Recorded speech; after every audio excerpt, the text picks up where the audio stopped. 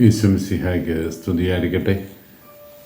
വിശുദ്ധ മത്തായിയുടെ സുവിശേഷം 5-ാം അധ്യായത്തിൽ 38 മുതൽ 48 വരെയുള്ള തിരുവചന ഭാഗം ഗിരിപ്രഭാഷണ പരമ്പരയിലെ ഏറ്റവും ശ്രദ്ധേയമായ ഒരു വചനഭാഗമാണ് നാം ഇന്ന് ധ്യാനിക്കുന്നത്. യേശുവിൻ്റെ പീഡാനുഭവ ക്രൂശ മരണ രക്ഷാകര പദ്ധതികളെക്കുറിച്ച് ഏറ്റവും അടുത്ത് ധ്യാനിക്കുന്ന ദിവസങ്ങളിലേക്ക് നമ്മൾ പ്രവേശിക്കുമ്പോൾ അനുദിന ജീവിതത്തിൽ ഒരു ക്രിസ്ത്യാനിയുടെ മനോഭാവത്തിൽ ഉണ്ടാകേണ്ട സത്താപരമായ ഒരു മാറ്റത്തെക്കുറിച്ച് ഈശോ പറഞ്ഞു വയ്ക്കുകയാണ്. ശത്രുക്കളെ സ്നേഹിക്കണം,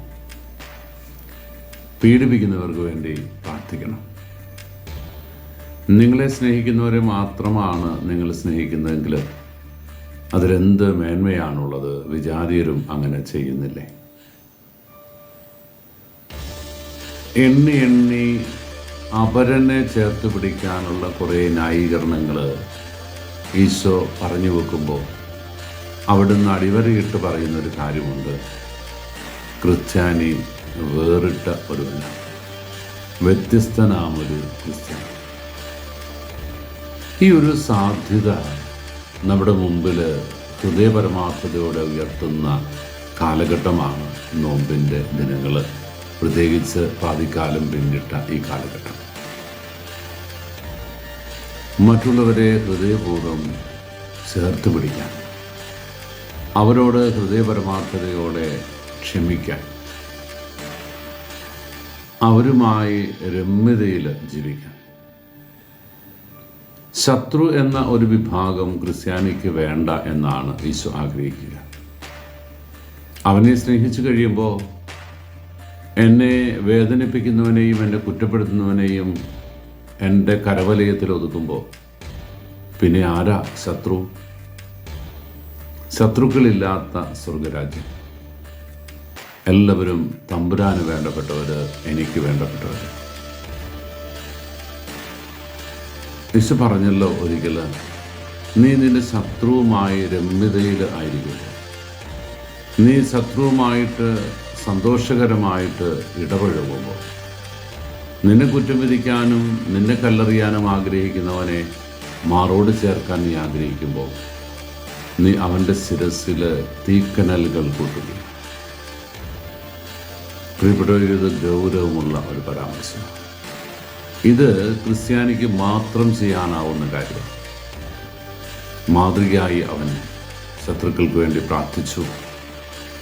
കല്ലെറിഞ്ഞവരെയും കൊല ചെയ്തവരെയും സ്നേഹിക്കുവാൻ എസ്തപാനോസിന് സാധിച്ചു. തനിക്കെതിരെ ഉയരുന്ന ആരോപണ സ്ഥലങ്ങളെ പുഞ്ചിരി കൊണ്ട് നേരിടാനായിട്ട് നമ്മളെ അവിടുന്ന് ഓർമ്മിപ്പിക്കുകയാണ്. ഈ ഒരു കാലഘട്ടം അതിനുള്ളതാക്കാൻ നമുക്ക് ആഗ്രഹിക്കാൻ. പ്രിയപ്പെട്ടവരെ, ആരെയും മാർജിനിട്ട് മാറ്റി നിർത്താതെ ക്രിസ്തുവിൻ്റെ സ്നേഹവലയത്തിൽ അവരും ഉണ്ടാകണം എന്ന് ചിന്തിക്കാൻ, എനിക്കെല്ലാവരോടും സ്നേഹപൂർവ്വം വർദ്ധിക്കാനുള്ള കൃപ എൻ്റെ തമ്പുരാൻ തരുമെന്നുള്ള വിശ്വാസം ഈശോയെ ചേർത്ത് പിടിച്ചുകൊണ്ട്, ഈശോയുടെ സ്വന്തമായി തീർന്നുകൊണ്ട് അനുഗ്രഹ വഴിയിലൂടെ നമുക്ക് മുന്നോട്ട് പോകാം. ക്രിസ്തുവിൻ്റെ വലിയ സ്നേഹം നമ്മുടെ ഹൃദയാന്തരങ്ങളിൽ നിറഞ്ഞു നിൽക്കട്ടെ. അത് ശത്രുവിനെ സ്നേഹിക്കുന്ന സ്നേഹമാണ്. അത് ദ്രോഹിക്കുന്നവർക്ക് വേണ്ടി പ്രാർത്ഥിക്കുന്ന സ്നേഹമാണ്. കോംപ്രമൈസുകളില്ലാതെ ഈ ലോകത്തോട് സമരസപ്പെടാൻ ആഗ്രഹിക്കാത്ത ദൈവരാജ്യത്തിൻ്റെ നിതാന്ത ജാഗ്രതയുടെ സ്നേഹം, അത് സ്വന്തമാക്കാൻ നമുക്ക് ആഗ്രഹിക്കാം. വിശ്വാനുഗ്രഹിക്കാം. കർത്താവ് ശംസിഹായുടെ കൃപയും പിതാവായ ദൈവത്തിൻ്റെ സ്നേഹം പരിശുദ്ധാരൂപിയുടെ സഹവാസവും നമ്മളോട് കൂടി ഉണ്ടായിരിക്കട്ടെ, ഇപ്പോഴും എപ്പോഴും എന്നേക്കും. ആമേൻ.